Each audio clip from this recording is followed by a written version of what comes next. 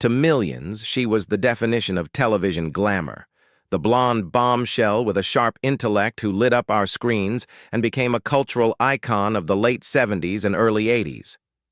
Loni Anderson wasn't just an actress, she was a phenomenon. As Jennifer Marlowe on WKRP in Cincinnati, she created a character that was both brilliant and aspirational, a woman who was always intelligent, always in control, and always one step ahead. Her platinum hair and dazzling smile became iconic, a symbol of Hollywood elegance and sophisticated charm. She was the star who truly seemed to have it all. But behind that carefully polished public image, a very different story was playing out. It was a story shaped not by Hollywood writers, but in the quiet, desperate moments of family struggle. It was a story of a lifelong battle, not for fame, but against a relentless disease that had stolen the breath from the people she loved most.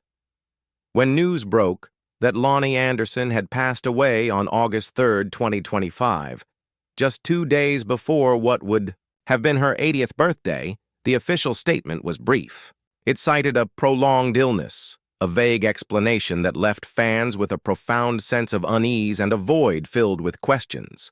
What was this mysterious illness that claimed such a vibrant star? The shocking truth, the one that reveals the heartbreaking and poetic irony of her final days, isn't hidden in some secret medical file. It's woven into the very fabric of her life, in a promise she made decades ago, and in the cause she championed with all her heart. This is the story of Loni Anderson's final days, and the tragic secret that was hiding in plain sight all along. The announcement, when it came, was sudden. It sent a shockwave through the entertainment world and across generations of fans who grew up with her. Loni Anderson, the enduring star, was gone. Her publicist confirmed she had passed away peacefully in a Los Angeles hospital. The cause of death was listed as complications from a prolonged illness. It's a term that is both descriptive and deeply evasive. Prolonged suggests a long, difficult fight, a period of suffering away from the public eye. But illness is a black box, a void of information that offers no real closure. In the world of celebrity deaths, specifics often provide a grim sense of finality. A heart attack, cancer, an accident, these are concrete, understandable tragedies. But a prolonged illness invites speculation. It protects the family's privacy, which is their absolute right, but it also creates a vacuum where questions fester. What was she battling for so long? Why the secrecy? For a star who lived so much of her life in the spotlight, this final chapter felt conspicuously private. This lack of information became the central mystery. Was that the whole story, or could the answer be found not in what was said, but in what wasn't? As reporters wrote her obituaries, a powerful and recurring theme from her life resurfaced, one that seemed to cast a long shadow over the mystery of her passing. Her tireless, passionate, and deeply personal advocacy work. Some reports noted that in lieu of flowers, her family requested donations to lung health charities. It was a final, poignant nod to the cause that had defined so much of her life off-screen.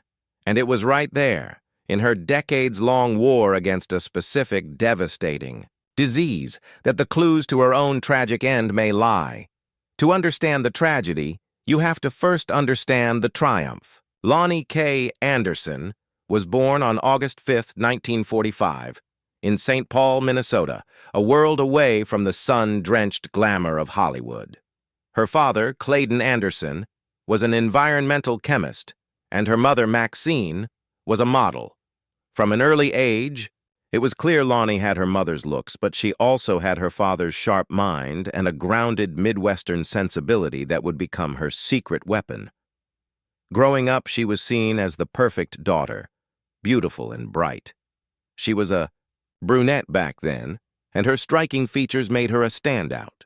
In 1963, she was even voted Valentine Queen at her high school's winter formal, an early sign of the adoration she would one day command. Her parents instilled in her a strong work ethic and a belief in education. While her beauty was undeniable, she was never going to rely on it alone. She attended the University of Minnesota to study art. It was during these years that she first dipped a toe into the world of entertainment, winning local beauty pageants and gaining confidence on stage. These weren't just about sashes and crowns. They were her first taste of performance. Her journey to stardom wasn't a sudden explosion, but a slow, determined climb. She married young in 1964 to Bruce Hasselberg. The marriage was brief, but it gave her a daughter, Deidre, who would become the anchor of her life. As a young single mother in the mid-1960s, Loni's reality was anything but glamorous. She put her acting dreams on hold and worked as a teacher to support her daughter. It was a period of struggle that forged a resilience she would need to conquer. Hollywood. By the early 1970s, Loni decided to chase her dream again. She moved to Los Angeles, but the early years were tough. She was in her late 20s, considered over the hill by the cruel standards of the time. She took acting classes and went on countless auditions, facing constant rejection. She landed small guest spots on popular shows like SW8 and The Incredible Hulk.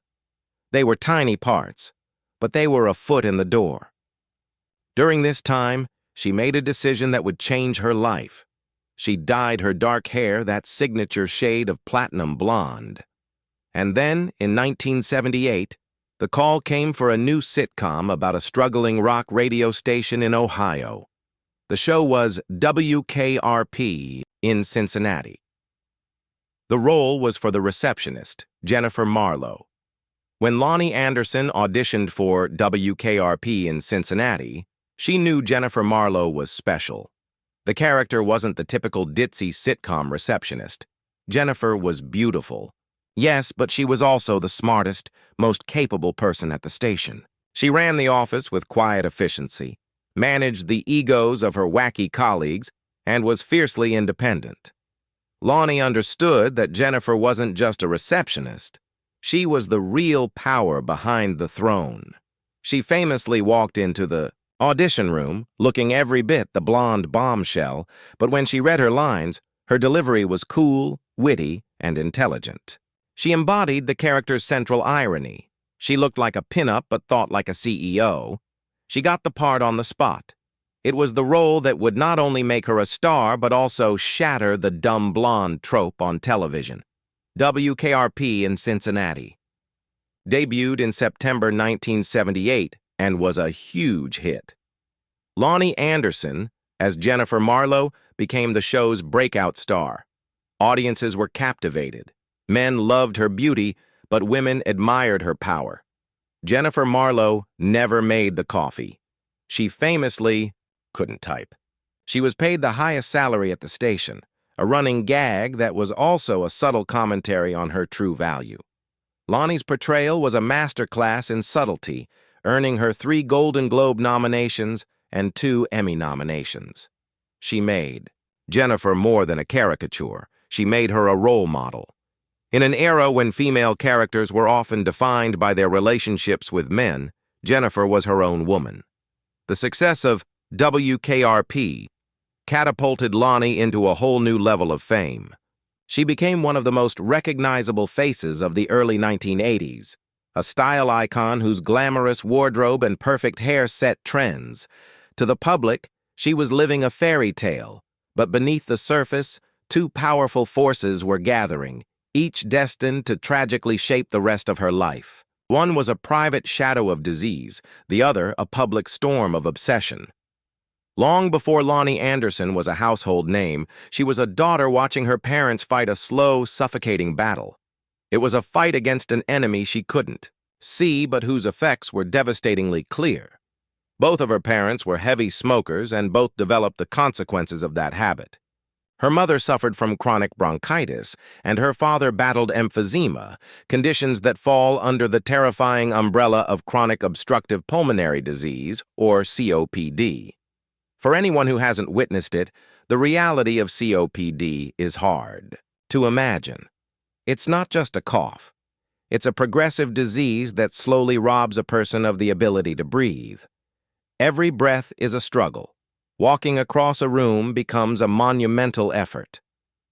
Loni watched this happen to the two people she admired most.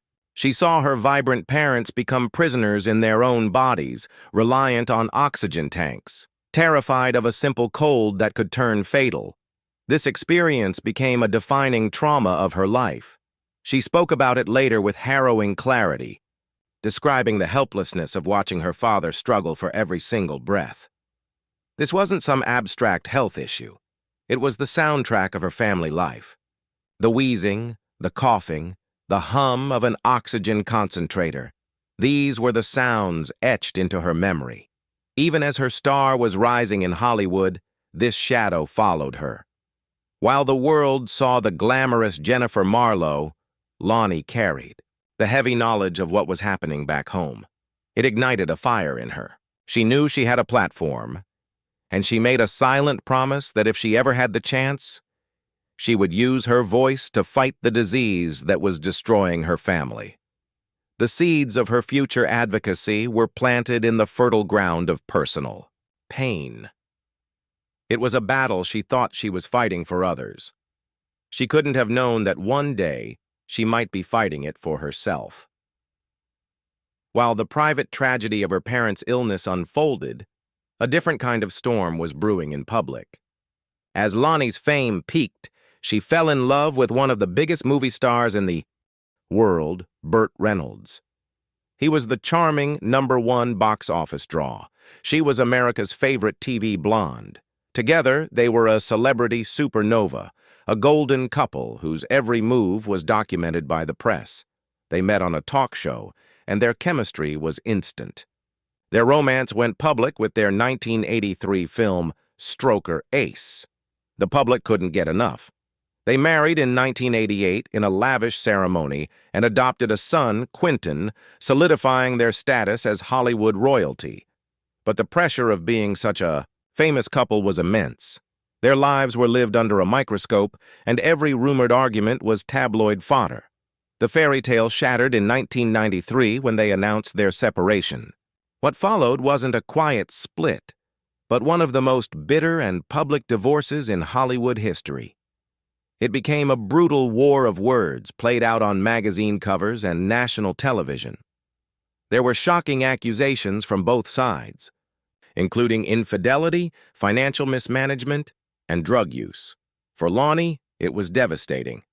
The woman who built a career playing characters who were always in control was now at the center of a public spectacle she couldn't manage. She was painted as a spendthrift whose lavish lifestyle had bled Reynolds dry. A narrative she maintained was profoundly untrue. She later wrote a best-selling memoir, My Life in High Heels, partly to set the record straight. This period was a different kind of tragedy, not the slow creep of disease, but the explosive dismantling of her life and reputation. The emotional turmoil took a huge toll. Eventually, the storm passed. In 2008, she found lasting happiness, marrying musician Bob Flick, whom she had first met back in 1963. Her marriage to Flick was a testament to her resilience, a quiet, stable love that stood in stark contrast to the turbulent years with Reynolds. But the scars of that public war remained. As the dust settled from her public battles, Loni Anderson turned her attention to the promise she had made to herself years earlier. She had the platform and the personal motivation. She was going to become an advocate and shine a light on the disease that had haunted her family, COPD. This wasn't just a casual celebrity endorsement, it was a mission. She became a passionate spokesperson for the National Lung Health Education Program, traveling the country and sharing the intimate, painful details of her family's struggle. She put a famous face to a disease that was often dismissed as a smoker's cough. Loni was determined to change that. She was powerful and direct, fighting against the stigma as much as the disease itself. Her message was clear: get tested, recognize the early warning signs, and seek help. She would often say that a simple breathing test could save lives. What made her advocacy so effective was her raw authenticity. When she spoke about the desperation, of watching a loved one gasp for air, her voice carried the weight of real experience. For years, this became a central focus of her life. She continued to act, even appearing in the 2023 movie Ladies of the 80s, A Diva's Christmas, but her role as an advocate was just as important. It was her way of honoring her parents and fighting back against the shadow that had loomed for so long. The great, tragic irony was that this public fight for others may have been a prelude to a private battle of her own. And now we're back where we started, the final days of Loni Anderson's life and the mysterious, prolonged illness that claimed her. The official statement from her publicist is all the public has. She was in a Los Angeles hospital, she was sick for some time, and she was surrounded by family. But when you place this fact next to the defining cause of her life, her fight against COPD, a haunting and tragically coherent picture emerges. COPD is, by its very nature, a prolonged illness. It doesn't strike suddenly. It's a slow, progressive decline, a war of attrition fought over years. The final stages are often marked by episodes that require hospitalization as the body, weakened from years of oxygen deprivation, begins to shut down. While there has been no official confirmation that Loni Anderson died from COPD, some reports have linked her death to a long battle with the disease. The parallels between the disease she fought so passionately and the description of her passing are hard to ignore. Could it be that the very illness that took her parents also came for her? While smoking is the leading cause, genetics can also play a role. We don't know Loni's personal medical history, but her family's history certainly put her in a category of heightened awareness. The shocking truth behind Loni Anderson's death may not be a hidden diagnosis. The shocking truth is the devastating, poetic irony of it all. Imagine the woman who spent decades describing the symptoms of COPD, perhaps beginning to recognize them in herself. Imagine the advocate who urged millions to get tested, now facing her own diagnosis. Imagine the daughter who watched her parents struggle for breath, now finding each breath of her own more precious. If this was indeed her battle, she would have fought it privately, protecting her family from the same kind of public spectacle that had caused her so much pain before. Her final days were likely quiet, spent with her husband, Bob Flick, her daughter, Deidre, and her son, Quentin. The prolonged illness wasn't just a medical term. It may have been the final act of a story written decades before. The shocking truth wasn't a secret in a medical chart. It was the poignant, terrible symmetry of her life and death. She spent her life warning the world about a monster, only to have it possibly turn on her in the end. So, how will Loni Anderson be remembered? To simply call her a beautiful actress is to tell only a fraction of her story. Her legacy is far more complex. First, she will forever be Jennifer Marlowe. With that single role, she broke the mold, proving that a character could be both stunningly beautiful and undeniably the smartest person in the room. She was a quiet revolutionary, wrapped in a glamorous package. She will also be remembered as a survivor. She navigated a painful and public divorce with incredible dignity and emerged stronger, not bitter. She eventually made peace with Burt Reynolds before his death, bringing closure to a tumultuous chapter of her life, and finally, she must be remembered as a champion. Her advocacy for COPD awareness was the work of her heart. Fueled by family tragedy, she used her fame for the public good, giving a voice to the voiceless. The fact that her family reportedly asked for donations to lung health charities says it all. This is what mattered to her. This is the work she wanted to continue. Loni Anderson is survived by her husband, Bob Flick, her daughter Deidre, her son Quentin, and her beloved grandchildren. She leaves behind a body of work that will continue to entertain, and a legacy of advocacy that will continue to inspire. The tragic irony of her final days doesn't diminish her life. It deepens our understanding of it. She wasn't just a star. She was a daughter who loved her parents, a mother who cherished her children, and a fighter to the very end.